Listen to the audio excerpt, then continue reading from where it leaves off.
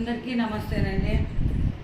ఈరోజు తద్దినమైన తర్వాత ఒక రోజు అంతా బండలు కడిగి పూజ చేసి టెంకాయ కొట్టాలంటే అందుకు ఈరోజు లేట్ అయింది. బండలు కడిగించి తలస్నానం చేసి ఫోటోలన్నీ తీసి కడిగి శుభ్రంగా పూజ చేసి టెంకాయ కొట్టి నైవేద్యం పెట్టినాను. పండు పళ్ళము తద్దినమైనాక చేయాలంటే అట్లా పూజ.